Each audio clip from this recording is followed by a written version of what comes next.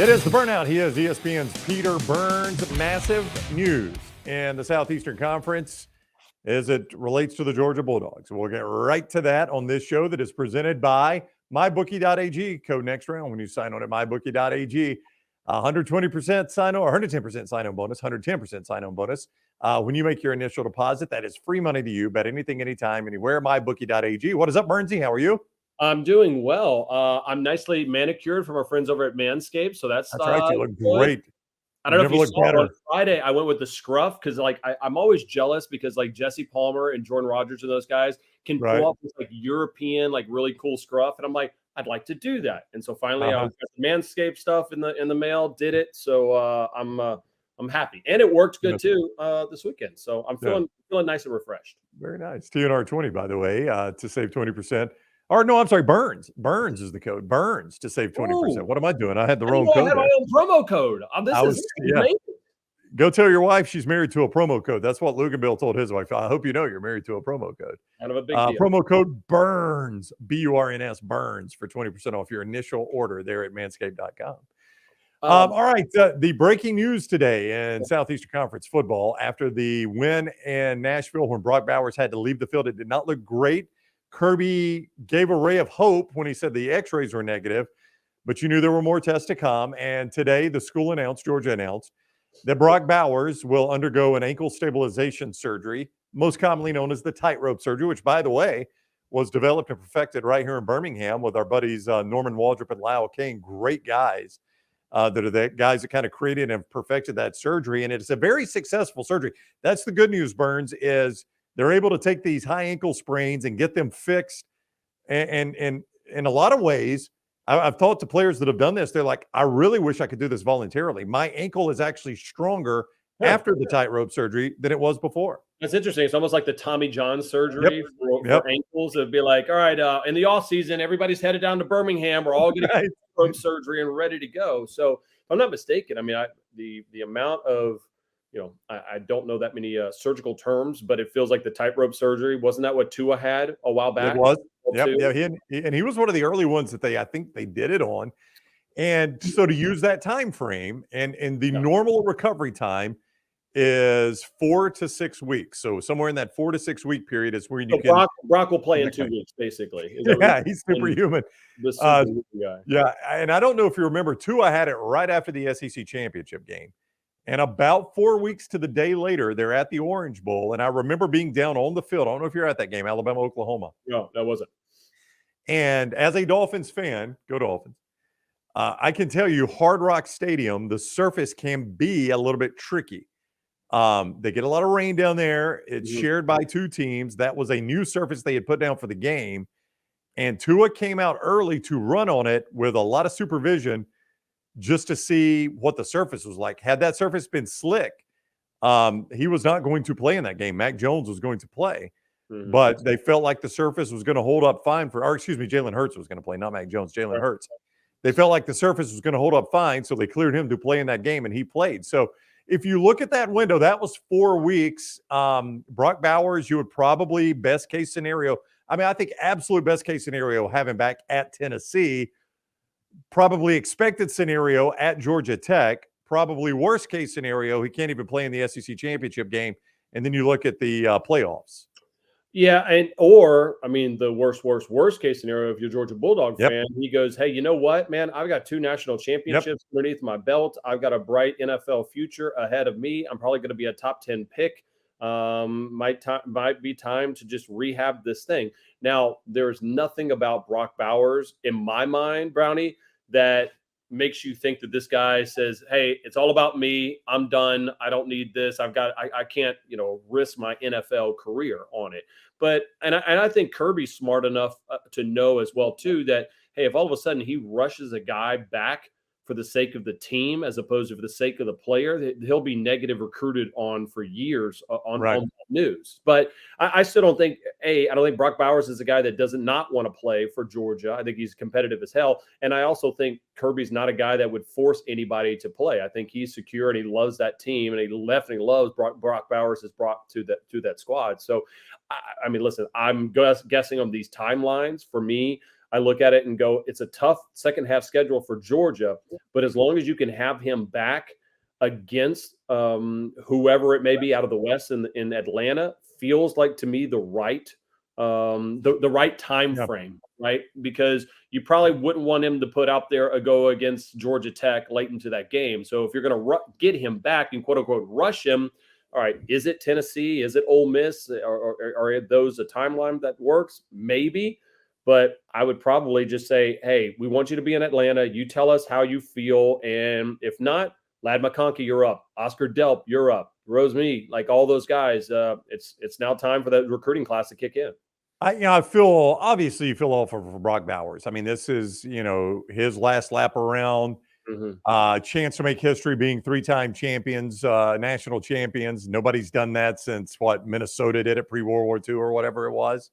But I mean, this is a guy that had gotten some Heisman talk. I think he had a legit chance of being a Heisman finalist. I really do, the way he was playing right now.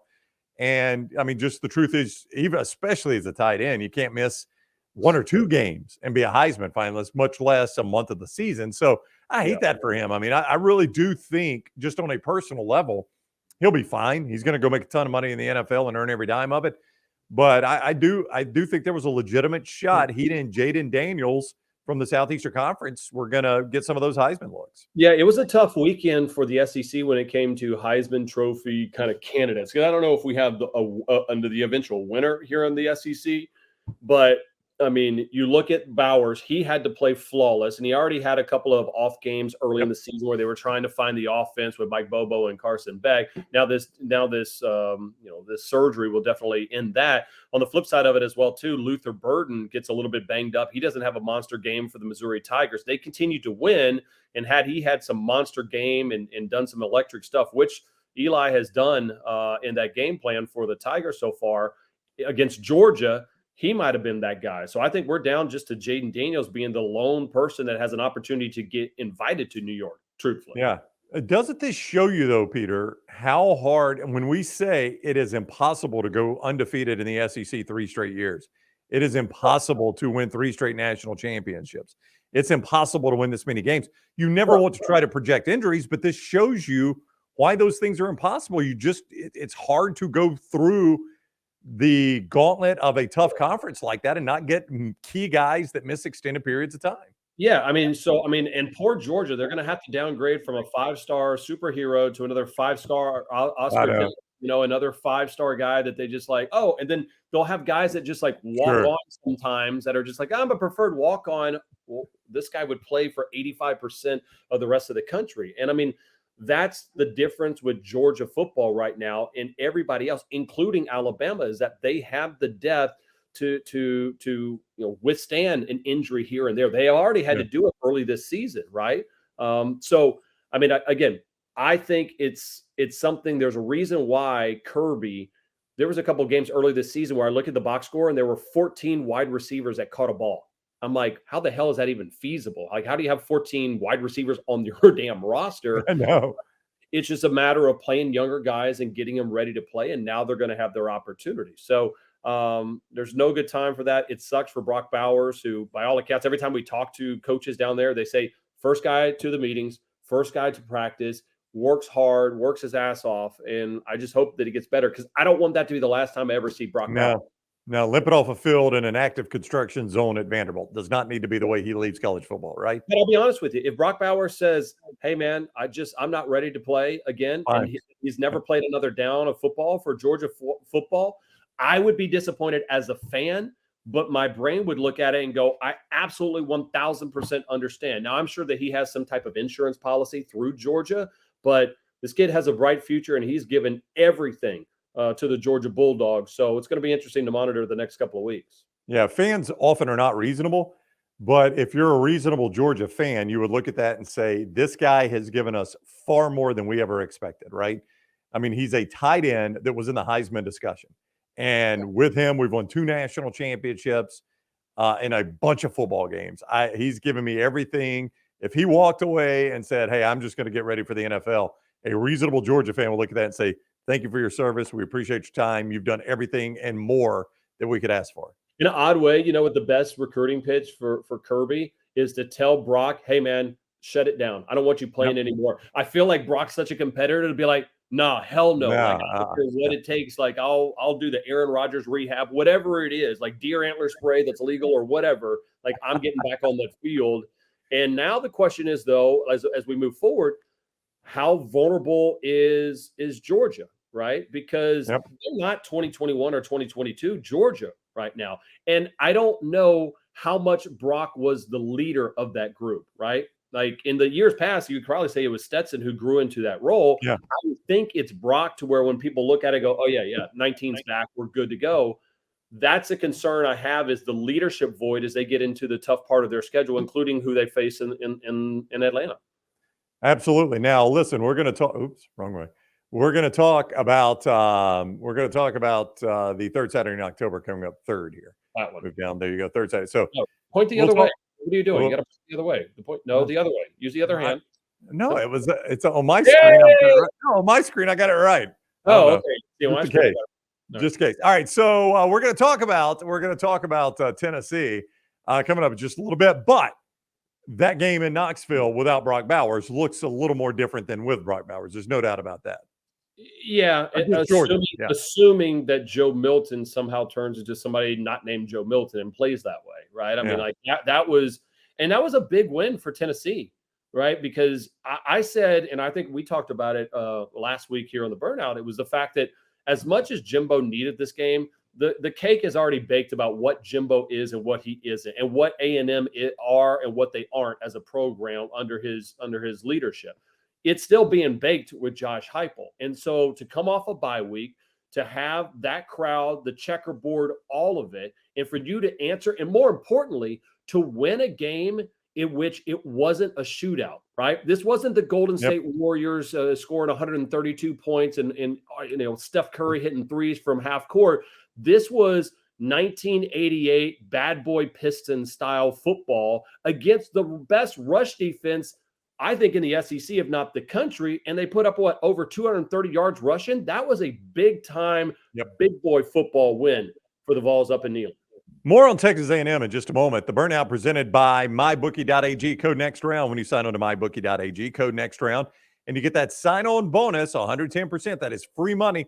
You can play it right away, win with it once. It is yours forever. Bet anything, anytime, anywhere. MyBookie.ag. Code next round. MyBookie.ag. Code next round.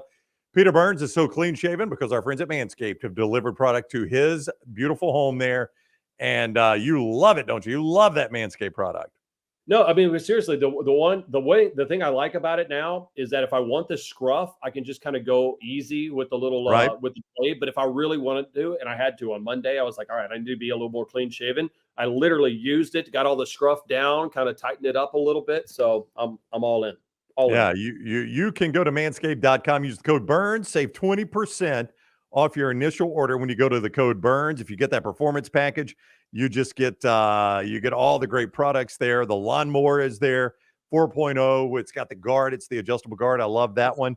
The beard hedger is the one I use on my face there, so I don't gap the beard.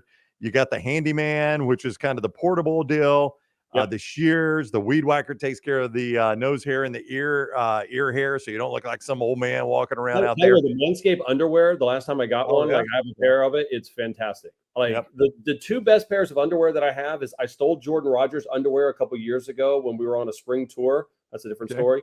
And then the one that Manscaped sent the last time I ordered something from them. So there you go. Huh, interesting. And the lawnmower takes care of the undercarriage for you there.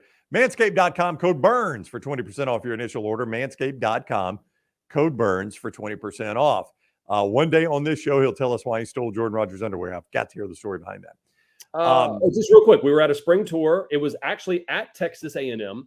Okay. And I'm notoriously bad at packing. And I packed everything. I was like, oh, man, I got all this stuff. And then I get to the hotel that night. And I'm thinking, all right, we got shows tomorrow. We're going to talk to Kevin Sumlin back when he was the head coach. This is how long ago that was. And I was like, up in the room, I was like, hey, man, this is going to sound really weird, but do you have an extra pair of underwear? And of course, he had some like $85 pair of nice Jordan Rodgers type underwear. So I wore them and I vowed never to give them back. And so I thought about selling it on eBay because I probably could have gotten some pretty good money for it, but they were too comfortable.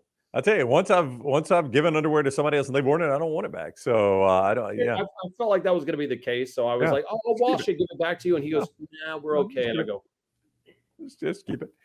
All right, let's talk about the Texas A&M Aggies. Are we seeing some Aggie regression, like when this first started with Bob Petrino? The offense looked different. I completely understand they've lost a quarterback. I "Yeah, understand that. I know it's a backup quarterback.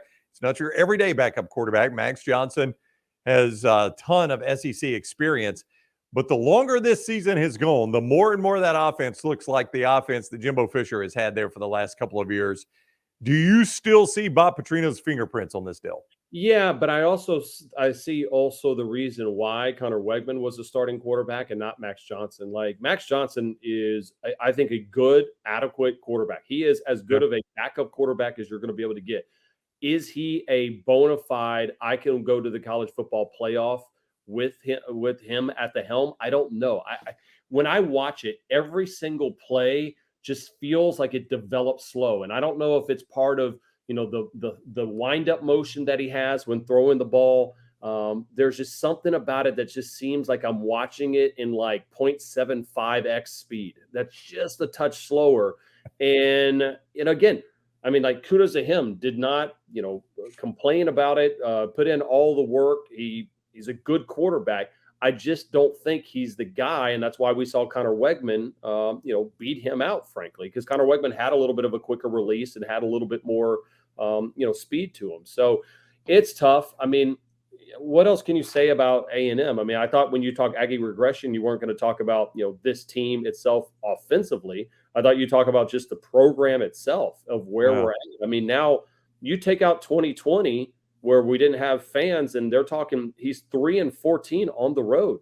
That's just it's brutal right Yeah. now, and there's no reason for it to be the case. And once again, though, right before half, there's a minute 30 left on the road, and he sits there, 3 timeouts or at least 2 timeouts, and he just says, "You know what? We're just going to take a knee. We're going to play conservative, not even run one or two plays, just to kind of see if they can get something going." And the fact that they're that conservative tells me everything I need to kind of know about how they feel about Max Johnson and their chances right now. Yeah, and the losing probably is not over, and that's only going to intensify the red hot spotlight on Jimbo Fisher and the amount of that buyout. But you're right. I mean, the program. This is just the truth of the matter, and Jimbo Fisher would probably tell you this if he were sitting in this seat, not me. There is not a college football program out there that pays their coach $9 million a year that's going to accept 25-20 in the Southeastern Conference or in any conference. And that's what their conference record is. You don't pay $9 million and think, hey, I'm okay with 25-20. It just Yeah. that I don't care where you're the coach. If you're Lane Kiffin making it at Ole Miss, if you're Nick Saban at Alabama, if you're Jimbo Fisher at Texas A&M, if you're Mel Tucker, who was at Michigan State, any of those guys, if you're paying that kind of money, you're not going to accept 25-20 in the SEC. And that's where you find Jimbo Fisher now in his time at Texas A&M.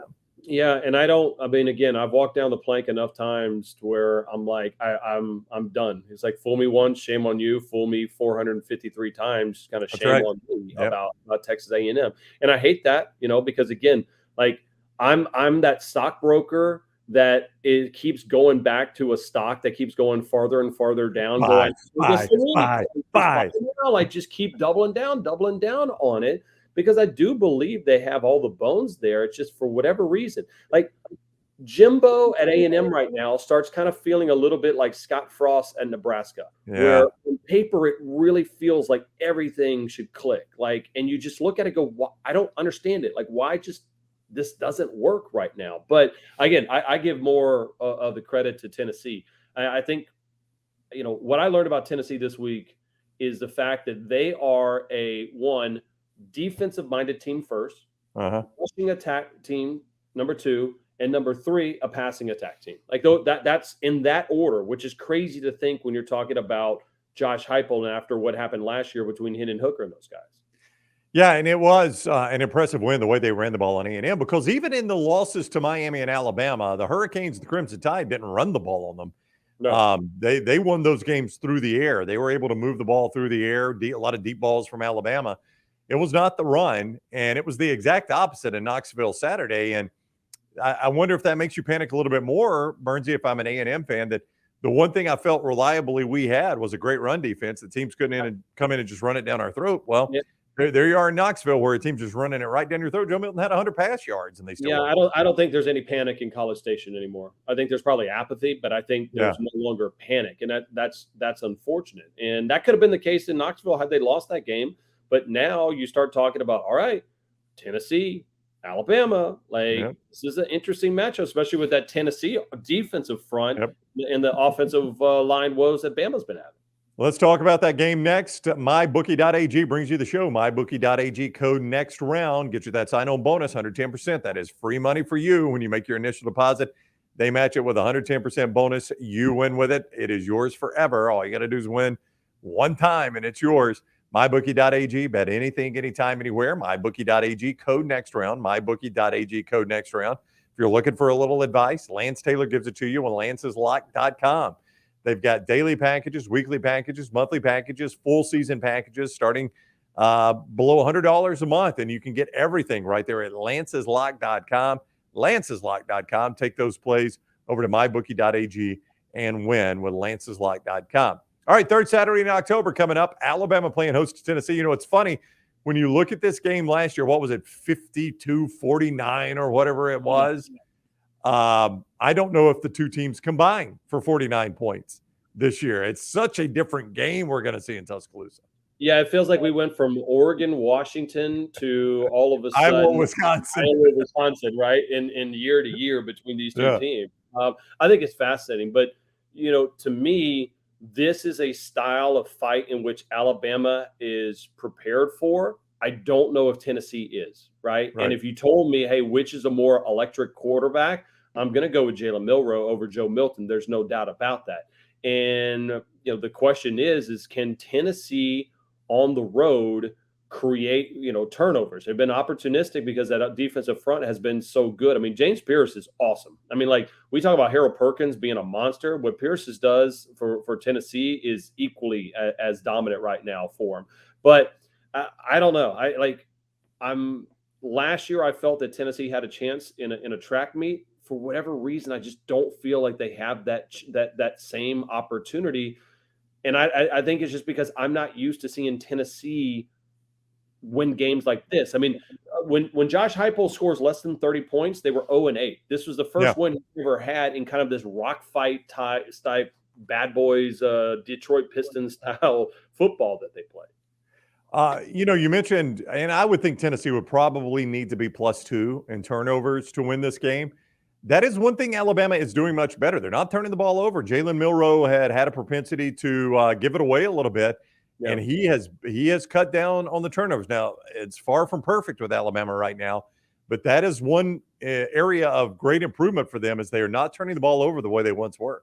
Yeah, and again, every week we get the same Milroe experience. Like, holy hell, I have no idea what's going to happen, and all of a sudden it's fantastic. I mean, he was just ridiculously bad in that second half, and then all of a sudden Tommy Rees is like, we got to have a play, and he throws a dime under pressure that effectively ended the game. So, you know, and I love Milroe, by the way, because you and I have talked about it, the way that he addresses the media, whether it's good or bad, it's such a good attitude. And again, when you go back to Tua and you go back to Jalen, you go back to Mac, like there is something about if you're going to play quarterback and QB1 at Alabama. And even McElroy was so, you know, well polished and well versed on all of this stuff. Like, you got to be a dude. Yeah, that's a special place. And I got a ton of respect for Jalen Milroe. And I'm not an Alabama fan, yet I pull for the kid. Well, absolutely. Yeah, he seems like a really good kid. I've not spent much time around him, but everybody I've talked to in Tuscaloosa really loves the guy. So, and by the way, this is by far the most exciting, fun Alabama season that we've had in a long, long time. Like, I know 2020 you were blowing people out, right? And you won national championships before, but the fact that you wake up every single Saturday and you have no idea what the hell to expect, like, that's what it feels to be alive as a college football fan. Trust me, as an LSU fan, I have no idea what's going to happen each week with LSU. And so for Bama to understand this and to still win, I think it's brilliant and fun to watch. And I think Tide fans need to understand, like, this is okay. This is how the rest of college football world feels right now. I'm curious with you growing up in Louisiana, obviously over the last 15 years, this rivalry lost a bit of its luster because Tennessee wasn't very competitive with Alabama up until last season when they played that classic game in Knoxville. Yeah.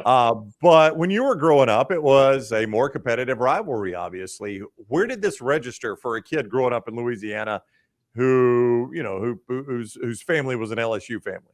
75th on the list. I mean, like Really? That bad?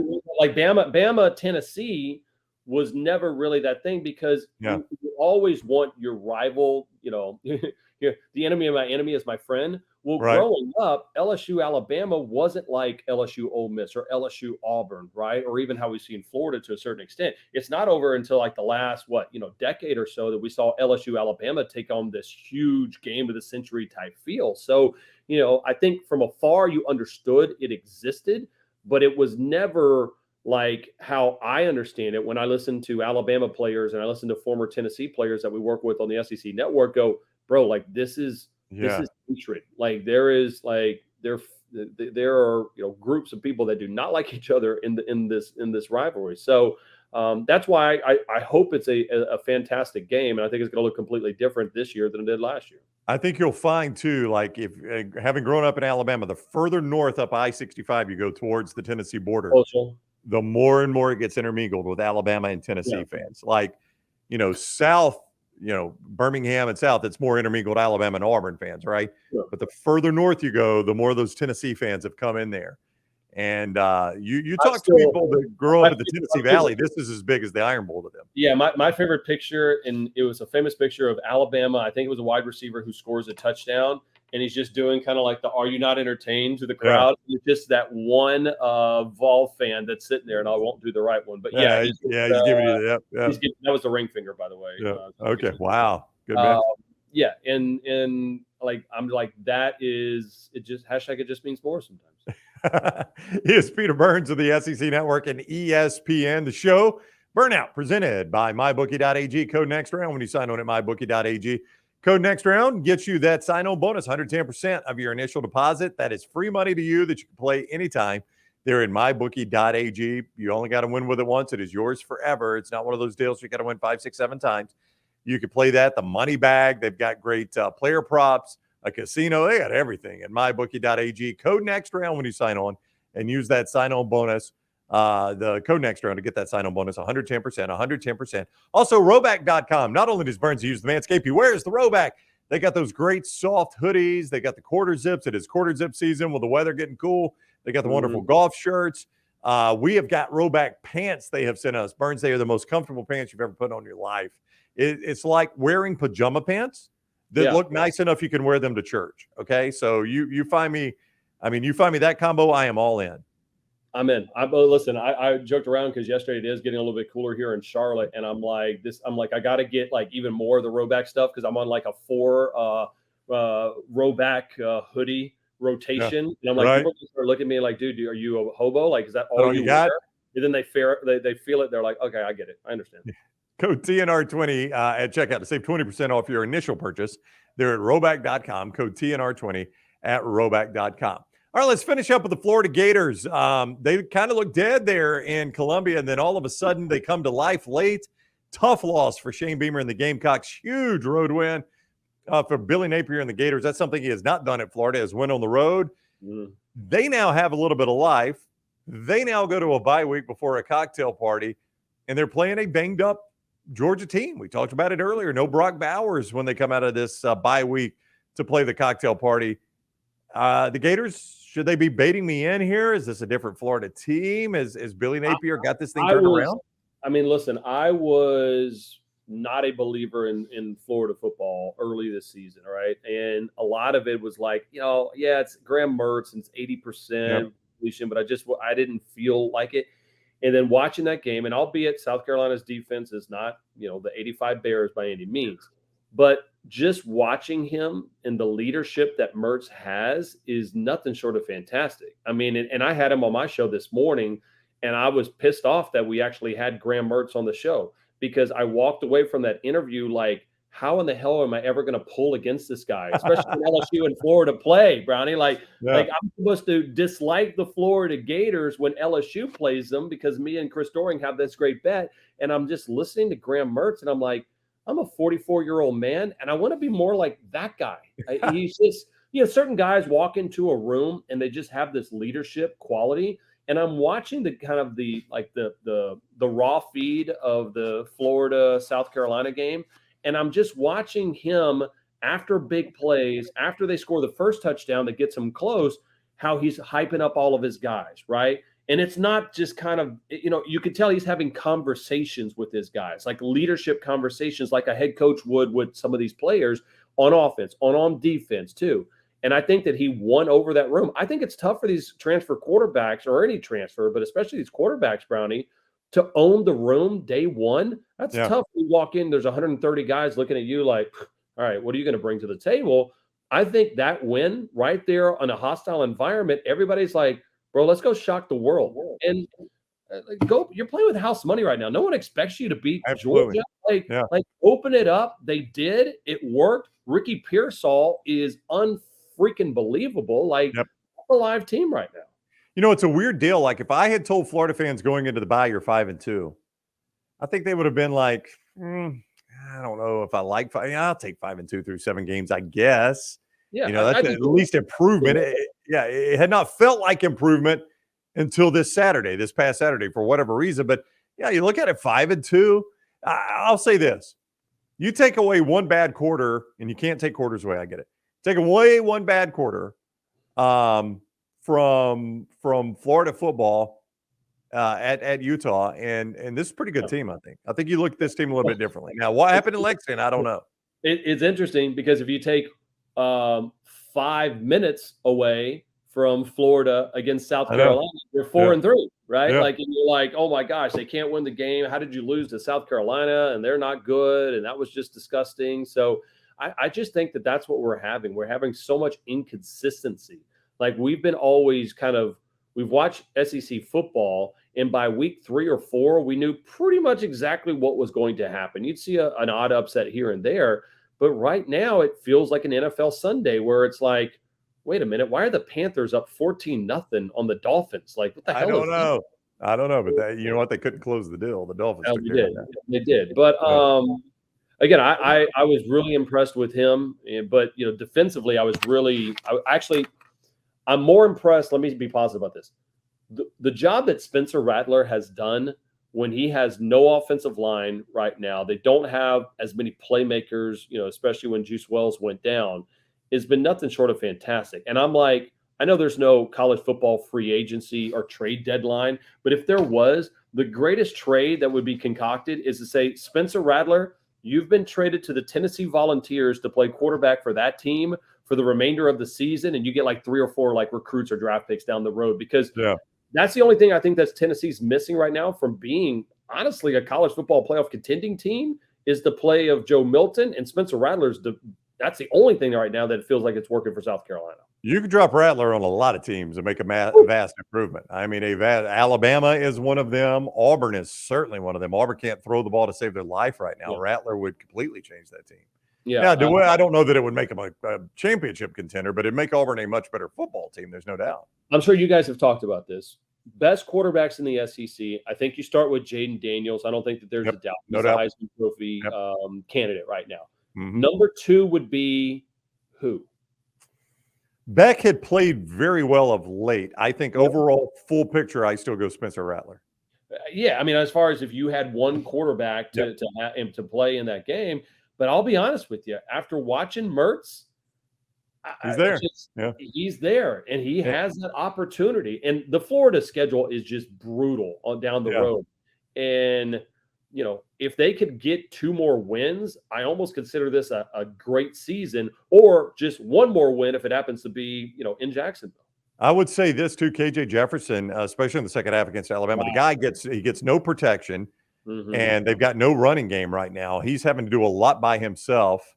Listen, man, that play he made to throw Terry Arnold off and run. I mean, that guy's he plays to the horn. So I mean, I would like taking KJ Jefferson into battle. I'm not going to lie. More upset on Monday morning when they're watching film over in Tuscaloosa?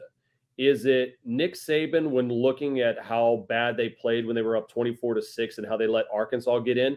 Or Nick Saban when he sees the film and footage of himself trying to make the joke about the gnat on the cow's ass and messing up the punchline?